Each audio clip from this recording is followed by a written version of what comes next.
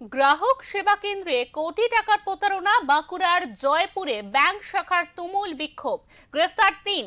বাঁকুড়ার জয়পুরে ব্লকের গোপালনগর গ্রামের একটি রাষ্ট্রায়ত্ত ব্যাংকের গ্রাহক সেবা কেন্দ্রে আর্থিক প্রতারণার শিকার হয়েছেন কয়েকশো গ্রাহক। অভিযোগ, গ্রাহক সেবা কেন্দ্রের কর্মীরা গরিব মানুষ ও মহিলা স্বনির্ভর গোষ্ঠীর সদস্যদের কাছ থেকে সংগৃহীত কয়েক কোটি টাকা ভুয়ো রসিদের মাধ্যমে আত্মসাৎ করেছেন।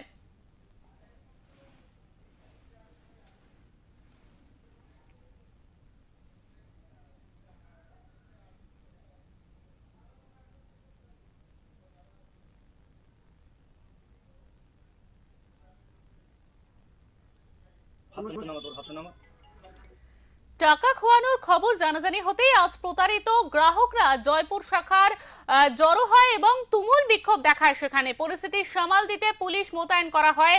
ইতিমধ্যে অভিযোগের ভিত্তিতে জয়পুর থানার পুলিশ প্রতারণার অভিযোগে গ্রাহক সেবা কেন্দ্রে ৩ জন কর্মীকে গ্রেফতার করেছে। ব্যাংক কর্তৃপক্ষ এ বিষয়ে মন্তব্য করতে অস্বীকার করেছে।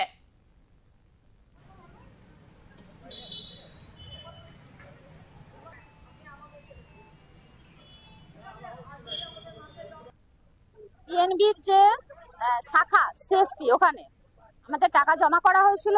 টাকা সেখানে যখন আমরা আগে জানতাম যে টাকাটা নেই, যখন টাকা চেক করা হচ্ছে বইয়ে, তখন দেখছি যে আমাদের পুরো টাকা ভুয়া রসিদ দিয়ে টাকাটা তারা আত্মসাৎ করেছে।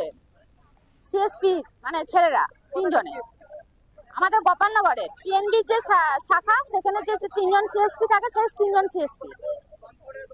ওই হ্যাঁ, এখন আমরা চাইছি যত সবার টাকা গেছে, সবার টাকা যাতে আমাদের দিয়ে দেয়, আমাদের গরিবদের টাকা যাতে সবার দিয়ে দেয়। আমার মায়ের টাকা, আমার মায়ের শরীর খারাপ, মাকে আনা যাচ্ছে না এখানে, তাহলে সে অনেক কষ্ট করে টাকাটা জমিয়েছে, সে কি করবে? এখানের ব্যাংকের ম্যানেজার জড়িত আছে টাকার ব্যাপারে। ব্যাংকের ম্যানেজারকে আমরা বলছি যে আমাদেরকে ব্যাংকের ম্যানেজারকে ডাকতে বলছি, সেখানে পুলিশ এলাও করছে না, বলছে যে না আমরা ওকে ডাকবো না, এখন ছুটিতে আছে। কেন ডাকবে না? এত ঝামেলা হচ্ছে, কেন ডাকবে না? আর এখানে ব্যাংকে জয়পুর পাঞ্জাব ব্যাংকে যে টাকা জমা দেওয়া হচ্ছে, সেইখান থেকেও টাকা নেই বইয়ে। এমন কিছু মানুষ আছে, সবাই বলছে যে আমাদের এইখানে টাকা জমা দিচ্ছে, আমরা শাখায় দিইনি। তাহলে টাকাটা গেল কোথায়? আমাদের টাকা চাই। আমরা টাকা চাইছি, ব্যাস আমাদের সবার কাছে যাতে টাকা দিয়ে দেয়। আমরা আন্দোলন চলবে। আমরা 1 লাখ টাকা লোন দিয়েছিলাম, লোনটা পরে শোধ করেছিলাম গোপালনগর শাখাতে পাঞ্জাব ব্যাংকে। সেই টাকাটা আজকে এসে দেখি, 2-3 দিন আগে এসে দেখেছি টাকাটা ব্যাংকের আমাদের বইতে জমা হয়নি। সেটার জন্য আমরা এখানে এসেছি। জয়পুর ব্যাংকে, পাঞ্জাব ব্যাংকে। মানে কোথায় টাকাটা কোথায় শোধ করেছিল? টাকাটা গোপালনগর ব্যাংকে, হ্যাঁ শাখা দিয়ে ওখানে রেখেছি। দিয়ে এখানে পাইনি টাকা দিয়েছে। এসার পরে এখানে দেখার পর দেখছি ব্যাংকে আমাদের বইতে টাকা জমা হয়নি। দিয়ে এসে দেখলাম, দিয়ে এর আগে বললাম তো, বলছে তোমরা ওখানে জমা দিয়েছো কেন, এখানে আসোনি কেন, এরকম বলতে চাচ্ছে। কিন্তু রসিদ দিয়েছে, রসিদ গুলো ভুয়া। ওরা নিজেরাই বলছে রসিদ গুলো ভুয়া। হ্যাঁ, এখানেই শাখা। হ্যাঁ, তাহলে ওরা বলতে চাচ্ছে যে তোমরা ওখানে দিয়েছো, আমরা বন্ধ করে দিয়েছি। ওরা যখন ব্যাংকটা খুলেছিল তখন মাইকিং করে বলেছিল যে এখানে ব্যাংক হয়েছে, তোমরা এখানে জমা দেবে টাকা।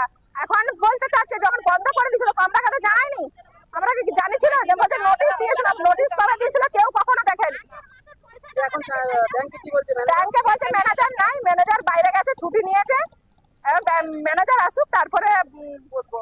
আমাদের পেনশন পেমেন্ট চলছে, এরকম কাজ করবেন না, পেনশন পেমেন্ট করতে পারবো না, লাইফ সার্টিফিকেট দিতে পারবো। বলছি উনারা যে অভিযোগ করছেন সিএসসি গ্রাহক পরিষেবা কেন্দ্র থেকে উনাদের টাকা জমা হয়নি, টাকাগুলো কোথায় গেল? এই কথা বলছি তো, আমার অথরিটি কিছু নেই। শাখা বন্ধ হলো 1 মাস থেকে বেশি হয়ে গেছে, তো এনাদের কেন জমা করলে আমি বুঝতে পারছি না।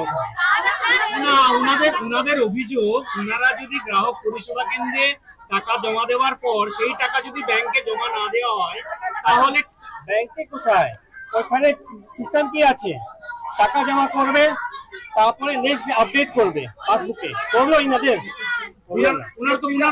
উনারা তো আপনাদের কাছে এসেছিলেন, আপনারা তো কোনো করেননি না। আমাদের ডেইলি আপডেট হচ্ছে, আর এই কেস তো 1 মাস আগে চালু হয়েছে, তারপরে সব লোক আসছে। তাহলে সিএসসি গুলো কি জন্য আছে? আর আমি বেশি কথা বলতে পারবো না।